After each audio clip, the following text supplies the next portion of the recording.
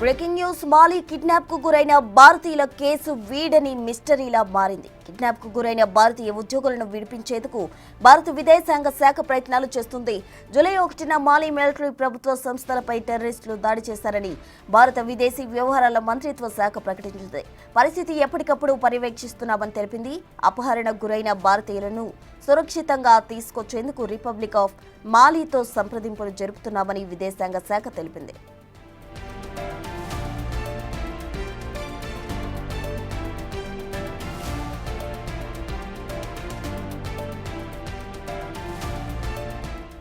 ఇలాంటి ఉగ్రదాడులను భారత్ తీవ్రంగా ఖండిస్తోందని తెలిపింది. మాలిలో ఉన్న భారతీయులు అప్రమత్తంగా ఉండాలని సూచించింది.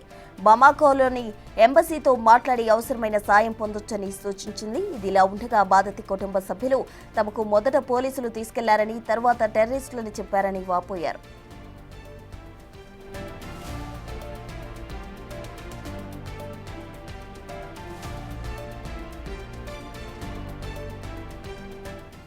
పశ్చిమాఫ్రికా మాలిలో కేస్ ప్రాంతంలోని డైమండ్ సిమెంట్ ఫ్యాక్టరీని హైదరాబాద్కు చెందిన ప్రసాదిత్య గ్రూప్ నడుపుతోంది.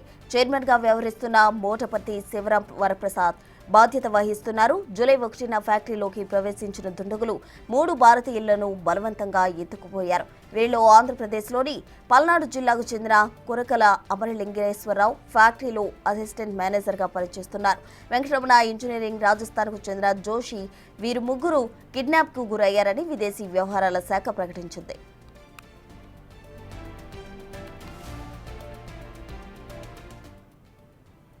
మాలి కిడ్నాప్ కేసు భారతీయుల కేసు వీడని మిస్టరీలాగా మారింది. దీనికి సంబంధించి పూర్తి డీటెయిల్స్ అందించేందుకు మా ప్రతినిధి శివ ఢిల్లీ నుంచి సిద్ధంగా ఉన్నారు. శివ, చెప్పండి. అయితే ఇది ఒక మిస్టరీగా మారిందని చెప్పుకోవచ్చు. వాళ్ళని ఎప్పట్లోగా విడిపించే అవకాశం ఉందంటారు? విదేశాంగ శాఖ ఏ విధంగా వర్క్ చేస్తుంది? రైట్, ప్రస్తుతం పశ్చిమ ఆఫ్రికా మాలిలో తెలుగు ఉద్యోగి కిడ్నాప్ కలకలం రేపుతుంది. తెలుగు ఉద్యోగితో పాటు 2 భారతీయులు, మొత్తం 3 భారతీయులను ఇటు దుండగులు కిడ్నాప్ చేశారు. వారి కుటుంబ సభ్యులందరూ కూడా ఆందోళన చెందుతున్న పరిస్థితి కనిపిస్తుంది.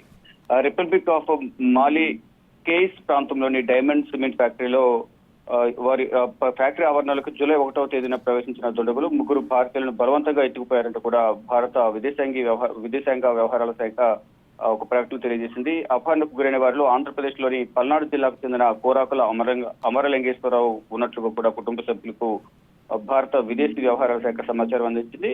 అతనితో పాటు ఒడిశాలోని గాంజాం జిల్లాకు చెందిన పొనాడు వెంకటరమణ, రాజస్థాన్కి చెందిన జోషిగా, అంటే ఎవరైతే 3 అపహరణకు గురయ్యారో వారి 3 డీటెయిల్స్ ను భారత విదేశాంగ శాఖ వెల్లడించింది. అయితే మాలి దేశంలోని డైమండ్ సిమెంట్ ఫ్యాక్టరీలో జోషి జనరల్ మేనేజర్ గా, అమరలింగేశ్వరరావు అసిస్టెంట్ మేనేజర్ గా, పొనాడు వెంకటరమణ ఇంజనీర్ గా పనిచేసినట్లుగా కూడా సమాచారం అవుతుంది. ఇక ప్రస్తుతం వీరి భద్రత పైన కుటుంబ సభ్యులు అయితే తీవ్ర ఆందోళన వ్యక్తం చేస్తున్నారు. కానీ విదేశాంగ శాఖ మాత్రం వారిని సురక్షితంగా తీసుకువస్తామంటూ కూడా చెప్తోంది. ఇక డైమండ్ సిమెంట్ ఫ్యాక్టరీ హైదరాబాద్ చెందిన ప్రసాద్ ఆదిత్య గ్రూప్ నిర్వహిస్తోంది. దీనికి చైర్మన్ గా మోటపర్తి శివప్రసాద్ వ్యవహరిస్తూ ఉన్నారు. ఇక మొదటి నుంచి కూడా ఫ్యాక్టరీ 3 పోలీసులు తీసుకువెళ్లారంటూ కూడా మొదటి తెలిపారు. తర్వాత ఇది టెర్రరిస్టుల పని అనేట్టు కూడా భారత విదేశాంగ శాఖ ఫ్యాక్టరీ యాజమాన్యం చెప్తున్నట్టు కూడా బాధితులు కుటుంబ సభ్యులు ఆందోళన వ్యక్తం చేస్తున్నారు.